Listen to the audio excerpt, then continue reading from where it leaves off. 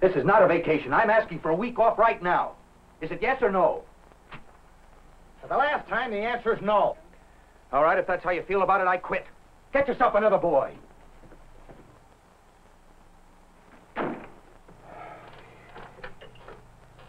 Miss Perry, get me Sam Brooke and personnel.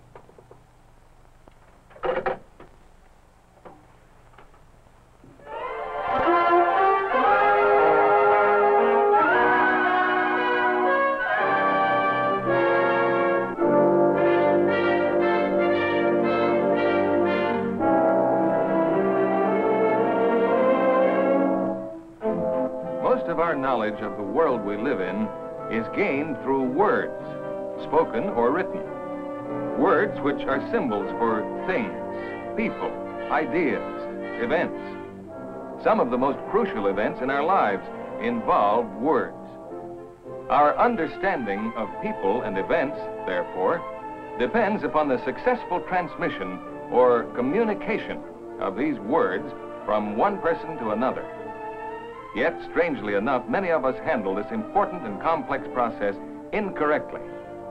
The film you are seeing is a dramatization of three major factors in person-to-person communication. Take that scene in the office. Has that ever happened to you or someone you know? What you caught was the last round of a fight that never should have taken place. Why was there a fight? Because Mr. Lewis, the boss, and Bob Wheeler, the employee, carried on a conversation without even listening to each other. We spend much of our business life in conversation, which normally should be a kind of person-to-person communication. But sometimes things go wrong. Let's turn back the clock and see what led to the disagreement between Mr. Lewis and Bob Wheeler.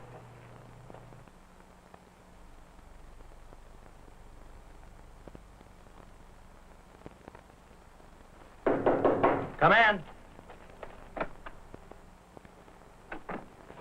Could I see you for a minute, Mr. Lewis? Oh, sure, Bob. Come on in. Everything all right downstairs? Oh, everything's fine. We just shipped that order to South Bend. How about the Woodson order? Did you get that out? Yes, sir. We shipped that out express this morning. Oh, fine. What's on your mind, Bob? Well, Mr. Lewis, I'd like a week off. Now, I know... Who's talking? Oh, Barney, yeah. Yeah, I called you, but I'm tied up. Okay, go ahead. Yes, of course. I want the payroll out early on account of the holiday. Well, put your people on overtime. Don't worry, I'll take the responsibility. Oh, sorry, Bob. Now, what were you saying? Something about your vacation? No, I said I wanted to take a week off. Well, you see, it's an emergency, and I've got to get up north right away. I've got a wire from my brother's attorney, and... How can I give him a week off I've got to now? be in court next week. He knows we've got a backlog of orders to ship. I guess it's true. No matter how long a man works for you, all he thinks about is himself. Never occurs to him that we're running a business here. Okay, and maybe I can use some of my vacation time and still settle the details of the family estate. Well, what do you say, Mr. Lewis? Can I take off at quitting time? I don't know. Jack Harmon is away on his vacation. There are all those new parts to be packaged and routed. You know how important it is to get those orders out on time, and that there be someone there all the time. You tell me to leave now. You also know that we... Doesn't he understand this is an emergency, not a pleasure trip? But this is an emergency. Now, if it were just an ordinary vacation trip, I'd understand, but it isn't. I've got to stay with that vacation schedule, and we'll never get through the summer. Wheeler thinks he can move things around to suit himself. Well, he'll find out it's not so. Now, everything seemed okay, but yesterday she called me and said that he'd taken a turn for the worse. I've just got to go. Uh-huh. What was that? I've just got to go. I'm sorry, I can't change that vacation schedule without tying up the whole plant. But this is very important to me and my family. Important, eh? He's no more important than anybody else around here. There's going to be no favoritism, and he'll learn that before he leaves this office. I've got to leave right away. I'm sorry, but I can't juggle that schedule at this late date. Besides, next week we need you for that special shipment. Shipment. That's all this joker thinks of. Well, I'll show him he can't shove me Orders around. in this tight schedule, that's the way it has to be. I've worked here for 10 years, and if you can't hire some extra help for just 1 week... Now, wait a minute. You know I can't put the company to that expense for just one person. You'll have to wait for your regular vacation. I don't mean to be arbitrary. So that's the treatment I get around here. Well, I can always get a job with Frank Evans when I get back from up north. I'll call him. I'll give Lewis just one more chance. But we worked out this vacation schedule perfectly, and nobody did it. It'll only be 2 or 3 weeks. Surely you can wait that long. This is not a vacation. I'm asking for a week off right now. Is it yes or no? For the last time, the answer is no. All right, if that's the way you feel about it, I quit. Get yourself another boy.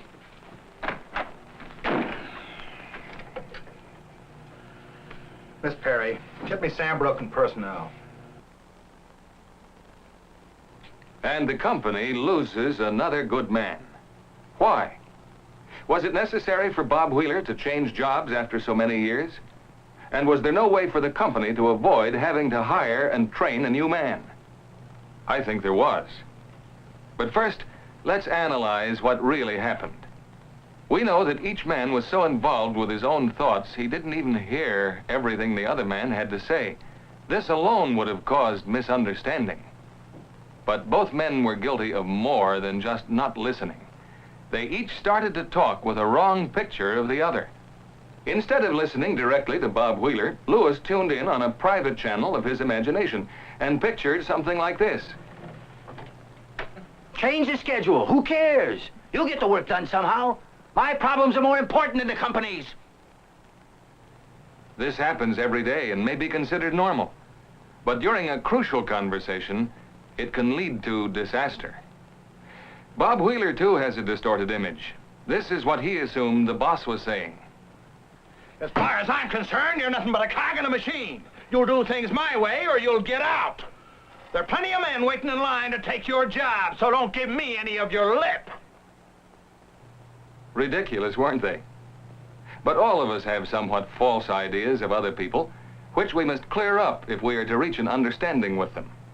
We can do this and make good communication possible by tuning in on some things that are not actually voiced. I mean, as we listen, we can ask ourselves these 3 questions. First, what is being taken for granted? Have either of us assumed things which are not true? In other words, what preconceptions do we have that might get in the way of understanding and agreement? Second, what are the points of view? How does he see things? Do they look different to him than they do to me? Are we seeing only those points which help our own position? And are we blind to facts which might hurt it? Are we burying our heads in the sand? What feelings are coloring our thinking? To get a clear understanding of the situation, you must make an estimate of the other fellow's needs and desires, as well as your own. Are these feelings keeping us from thinking straight? Have either of us an unconscious fear or dislike of the other, which is blocking an understanding? Now let's imagine what might have happened if Mr. Lewis and Bob Wheeler had been good listeners. Let's just see if the mere process of listening with understanding makes any difference in our daily conversations. The scene is the office of the manager. The time, 10 minutes ago.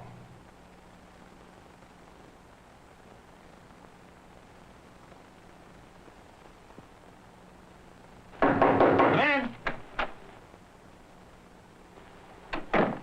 Could I see you for a minute, Mr. Lewis? Well, sure, Bob. Come on in. Everything all right downstairs? Oh, everything's fine. We just finished that order to South Bend. And the Wilson order? Yes, sir. Shipped it this morning. Good, fine. Sit down. Thank you. Miss Perry, hold all calls for a few minutes, will you, please? Thank you. Now, Bob, what's on your mind? Mr. Lewis, I'd like to have a week off. It's an emergency, and I have to go back to my old hometown. How can I give him time off with all that work to be done next week? Yeah, that's my problem. I wonder what his trouble is. My brother just passed away, and I've got a telegram from his attorney telling me that there's going to be a reading of the will, and I'll be needed in court. Yes, people's problems are all the same. This reminds me of the time Dad died. I'm terribly sorry, Bob. Is there anything I can do? Thank you. Nothing except give me a week off. Well, I don't know. Jack's still on his vacation, all those new parts to package and ship. I thought he was going to say okay. Even tell me to leave right away, but maybe he really can't spare me now. After all, after 10 years, the company does get to rely on you. Yes, I know. I was hoping we could work something out. Let's see if he's thought about the company's problem. The spot he'd be putting us in if he leaves today. Any ideas, Bob? Well, Richards has his vacation coming up on Wednesday. Why don't you see if you could change dates with him? If he would, then you could leave Tuesday night. You could wire the attorney and have him ask for a postponement. That sounds like good sense. And I guess I do have to consider the spot I'd be putting Mr. Lewis into if I just took off. I'll do that, Mr. Lewis, and I think it'll work. Well, thanks a lot for being so helpful. That's all right. Let me know if I can do anything. Okay.